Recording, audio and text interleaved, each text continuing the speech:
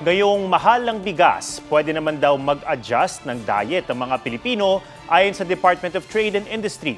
May alternatibo naman daw sa kaning puti. Pero inalmahan yan ng ilang mambabatas, sabay tanong kung anong nangyari sa murang bigas na ipinangako noon ng Pangulo. May report si Joseph Morong. Rice is life para sa mga Pinoy. Hindi kasi kumpleto ang hapag kung walang kanin. Di baling ang asin lamang ang ulam basta may kanin. Pero marami ngayon ang napipilitang magbawas nito. Hindi para magpapayat kundi dahil mahal ang bigas. Sa ilang pamilihan sa Puerto Princesa City, Palawan, 50 pesos per kilo na ang pinakamurang bigas. 10 pisong mas mataas kumpara noong nakaraang linggo. Sa isang palengke sa Quezon City, 47 pesos hanggang 59 pesos na ang kada kilo ng bigas. Masakit sa bulsa eh. Kunti na lang bibilin mo pa yung pagkasya na lang sa budget. Ano po ngayon ang bigas po ay ginto. Mas maganda pa sigurong mag-diet na lang ako. Isa sa mga nakikitang posibleng hakbang ni Trade Secretary Alfredo Pascual ang pag-adjust ng diet ng mga Pilipino. Pwede raw alternatibo sa kanin ng kamote at white corn. Adapt and adjust our diet. But yun nga, diet kasi is very traditional, di ba? You are used to eating rice, but there are other alternatives. Naghahanap na rin ng alternatibo ang ilang mamimili. Kamote tsaka saging. Mabigat na rin sa tiyan po yun eh. Mas gusto ko na rin sa kamote kasi nandoon lahat yung benefit. Para sa isang nutritionist, yung kamote, no, it's very rich in dietary fiber, vitamins, especially vitamin A, and also minerals. Ang ating mais naman, nagpo-provide ito ng B vitamins, antioxidant, and also fiber. So including these alternatives sa white rice can promote better digestion and also nutrient intake. Pero the better choice often depends on the individual nutritional needs. Puna naman ni House Deputy Minority Leader Franz Castro, insensitibong sabihing magpalit ng diet o kinakain habang patuloy na tumataas ang presyo ng bigas at iba pang bilihin. Tanong ni Castro, ipinangako noon ni Pangulong Marcos ang 20 pesos per kilo na bigas, pero bakit tila iba ang nangyayari? Dapat daw tuparin ang pangakong ito at huwag ipasa sa mga Pilipino ang pasakit ng anyay incompetence ng gobyerno. Wala pang sagot dyan ng Malacanang at si Pascual. Pero nauna nang sinabi ni Pascual na sinisikap ng gobyerno na pataasin ang produksyon ng bigas para matiyak ang sapat na supply at stable na presyo. Joseph Morong, nagbabalita para sa GMA Integrated News. Posible raw maaprubahan ang hirit na dagdag pasahe sa jeepney. Pisong provisional na dagdag sa pamasahe ang hinihingi ng Pasang Mazda. Maaari pa raw itong tumaas kung magpapatuloy ang fuel price hike. Payo ng LTFRB, pag-isahin na ang petisyon nila at ang hiling ng ibang grupo na dagdag 2 piso sa pamasahe sa jeepney. Malaki raw ang tsansang pagbigyan ng isa sa mga hiling, pero kailangan pa raw konsultahin ng LTFRB ang NEDA at Consumers Group. Sabi pa ng LTFRB, kung mapag-iisa ng mga grupo ng jeep ang kanilang petisyon, posibleng makapagdesisyon na sila sa susunod na linggo. Dahil dyan, pati mga bus sa Metro Manila at sa probinsya, hihirit na rin daw ng dagdag sa pasahe. Pero iniisip pa raw nila kung magkano. Inilibing na si Jemboy Baltazar, ang 17 anyos na binatang napatay ng mga pulis na botas dahil sa maling akala. Nakausap na rin ng ina ni Jemboy ang mga pulis na sangkot sa pagkakapatay sa kanyang anak. May report si Jonathan Andal. Bumuhos ang emosyon sa huling misa para kay Jemboy Baltazar, ang 17 anyos na napatay ng mga pulis na botas matapos mapagkamalang sospek. Inalala ng kanyang inang si Rodalisa ang pangarap ng anak na maging seaman na isa raw sa dahilan kaya nagtrabaho siya sa Qatar simula noong 2021. Nag-aalaga ako ng ibang tao doon. Nagtatrabaho ako para sa ibang tao. Pero yung pamilya ko, hindi ko maalagaan. Jemboy, malaman ni Mama. Alam mo yan. Pinangunahan ng misa ni Caloocan Bishop Pablo Virgilio David na sinermonan ang mga pulis, kabilang ang kasisibaklang na hepe ng Navotas Police si Police Lieutenant Colonel Alan Umipig na dumalo rin sa misa. Sorry ho sir, maling-mali ang bawat hakbang ng inyong mga officers sa kasong ito. Mga kapatid na pulis, Hindi kayo ang batas. Mga alagad lang kayo ng batas. Hindi kayo inatasan, binihisan ng uniforme, inarmasan at binabayaran mula sa buwis ng bayan para pumatay, kundi para magsilbi bilang aming mga tagapagtanggol. Pagdating sa Laloma Cemetery, sandaling nag-alay ng dasal ang pamilya bago ipinasok sa nicho ang labi ni Jemboy. Walang tigil ang pagtangis ng kanyang mga naulila, sabay ng panawagang mabigyan ng hustisya ang binata.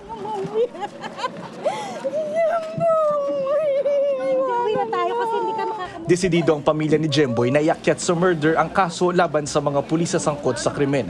Kagabi, nakaharap na ni Rodalisa ang 6 na pulis. Nagsorry ang mga ito pero ni isa wala raw umamin sa pamamaril. Tinanong ko po kayo, bakit po kayo nagsasorry? Sabi niyo po, pampalubag-loob niyo lang para sa akin. Hindi po yun tama. Tinignan ko po yung itsura niyo. Wala po sa loob niyo yung paghingi niyo na sorry. Hindi, naging berdugo kayo. Bigla niyo na lang pinagbabaril yung anak ko. Bukod sa 6 na pulis, 17 iba pang pulis na votas ang sinibak at pinakakasuhan. Ayon kay Northern Police District Director Brigadier General Rizalito Gapas, marami silang butas na nakita sa isinagawang operasyon. Ang paggamit ng armas, dapat lang ito kung merong imminent danger. Pag siya ay may nasugatan or nasaktan, dapat ito ay bigyan niya ng kaukulang pagsaklolo. Kasama na po rito ay yung mga lapses na hindi paggamit po ng body-worn camera, yung pong hindi pagsasailalim sa paraffin test ng mga suspect.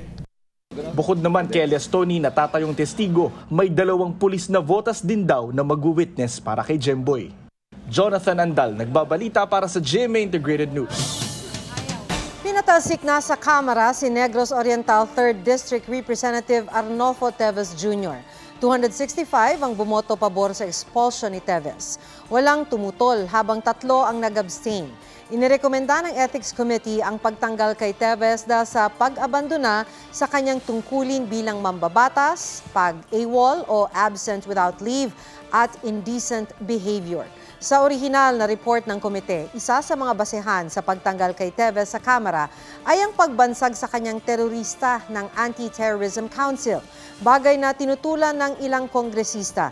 Ipinag-utos sa House Secretary General na ipaalam na sa lahat ng ahensya ng gobyerno ang pagkakatanggal kay Teves sa Kamara. Ang abogado ni Teves na si Attorney Ferdinand Topacio tinawag na kangaroo court ang mga naging pagdinig ng komite. Pinuna ni Topacio ang hindi pagpayag ng komite na dumalo sa pagdinig ang kanyang kliyente. Hindi rin daw pinayagang ipresenta ang mga liham ni Teves sa pamamagitan ng kanyang abogado. Binaliwala rin daw ng komite sa sarili nitong panuntunan na ipagpaliban ng anumang pagdinig kung ang tinatalakay na issue ay nakabinbin sa isang judicial, quasi-judicial o administrative body.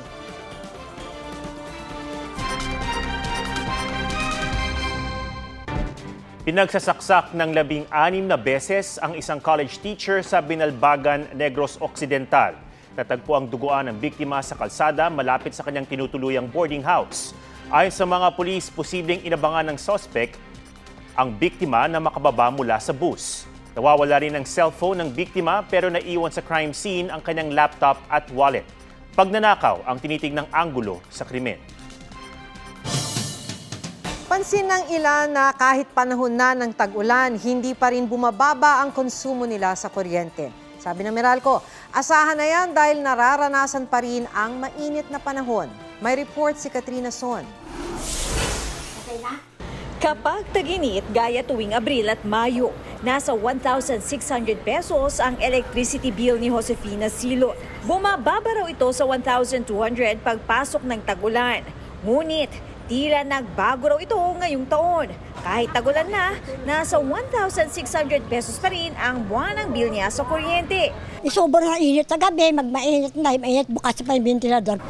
Ramdam din ang init ng panahon sa kainan na ito sa Quezon City. Malaking bagay daw na mahangin kaya kahit paano'y naiibsan ang init. Diskarte nila para mapababa ang electric bill. Pag wala pong customer, pinapatay po namin lahat. Kasi open naman po siya. Pag ganito pong tanghali, nakapatay po yung ilaw at electric pan. Ang tawag namin yan, seasonality of consumption. From March to June, expect mo na tataas talaga yung konsumo mo because these are the summer months. July hanggang the bare months, hanggang tumawid yan sa January at February, medyo malamig pa ang panahon. Yan yung mababa ang konsumo. But since El Nino tayo, ibig sabihin mas mainit yung panahon, no? It may not approximate the heat in the summer months, but it is still warm. At dahil mainit ang panahon kahit tagulan, aasahang mataas pa rin ang konsumo ng kuryente. Para raw makasiguro na kahit papaano ay makakatipid tayo sa ating konsumo sa kuryente, lalo na ngayon na mainit pa rin ang panahon, unang-una raw na kailangan gawin ay i-check ang ating mga appliances at siguraduhin na lahat ito ay in good working condition. Malaki rin daw ang maitutulong sa pagbawas ng konsumo ng kuryente kung hindi pupunuin ang refrigerator at iwasan ang laging pagbukas at pagsara. Huwag araw-araw mamalansya. Patayin ang mga appliance na hindi ginagamit. Para sa iba pang tips, bisitahin ang www.meralco.com.ph. Katrina Son, nagbabalita para sa GMA Integrated News. Bahagi na ang DSWD ng card na ipamamalit sa 3,000 pesos na halaga ng pagkain. May mga panibago namang reklamo na isinampa laban sa artistang si Aura Briguela. Yan at iba pang mga balita sa report ni Bernadette Reyes.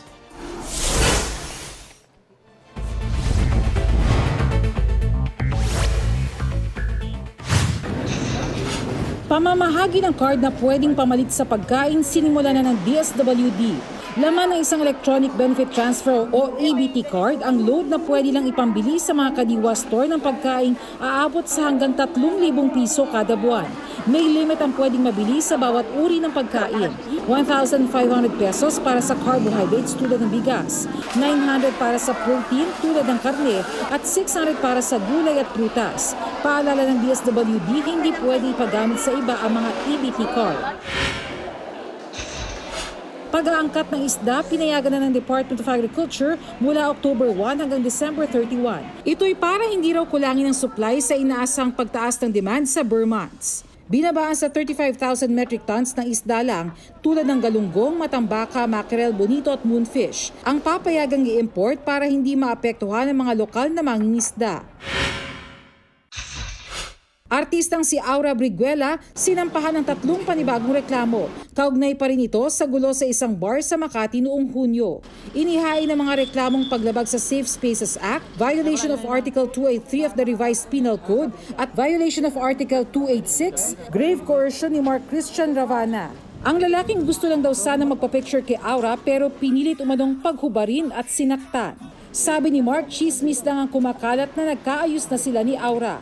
Hindi rin daw nakikipag-ugnayan ang kampo ni Aura sa kanya. Sinusubukan pa namin makakuha ng statement mula kay Aura. Bernadette Reyes, nagbabalita para sa GMA Integrated News. Nakatakdang operahan ang NCT member na si Teil matapos maaksidente sa motor. May pa-seminar naman si Alden Richards para sa kapwa Sparkle artists tungkol sa finances. May report si Katati Bayan.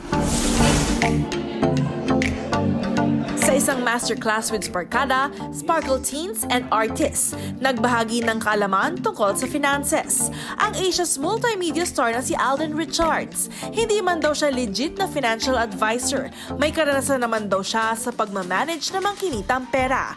Bukod sa pagiging artista at producer, hands-on din si Alden sa kanyang food business. Walang investment na pasok ka ng 10,000, after 1 month, 50,000 na yan. Don't fall for that. Knowledge comes first.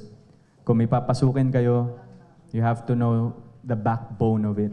Nabuo raw ang kanyang kaalaman sa tinatawag niyang series of failures and victories.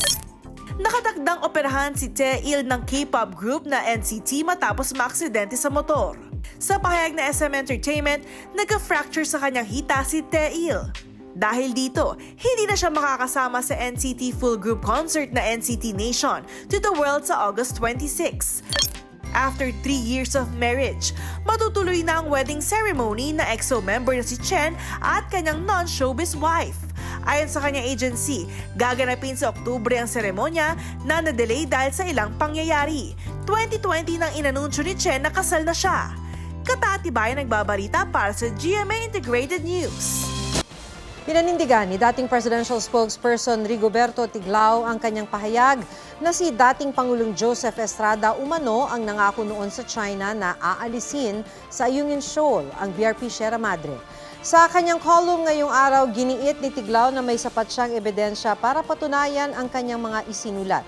Katunayan, bukod daw sa BRP Sierra Madre, ipinangako ring tatanggalin ang BRP Benguet na isinadsad naman malapit sa Scarborough Shoal.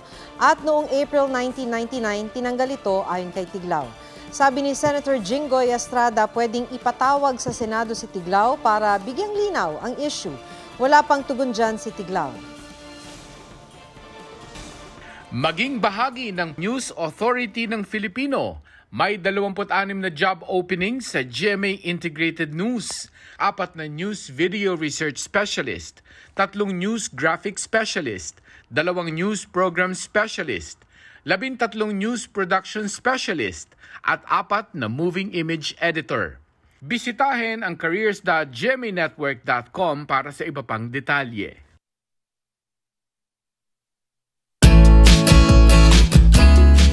Inaaliwan ng netizens ang pagtatampo ng isang batang babae dahil sa congratulatory tarp ng kanyang tita Ninang. Gusto rin kasi ng bata na magkaroon siya ng sariling tarpaulin.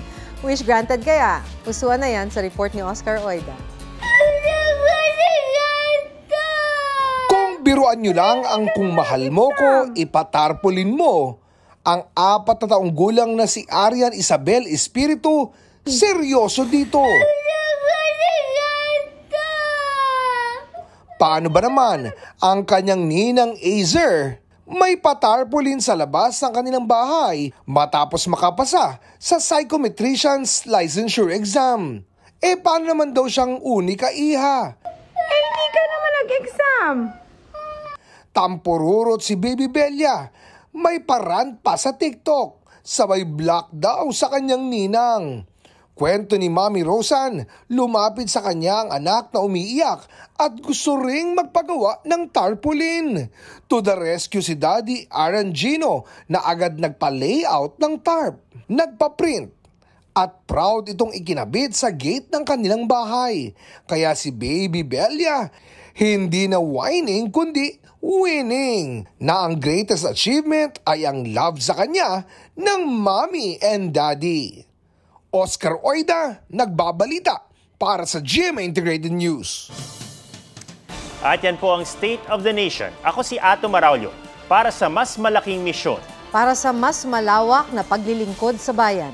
Ako si Maki Pulido mula sa GMA Integrated News. Ang News Authority ng Pilipino.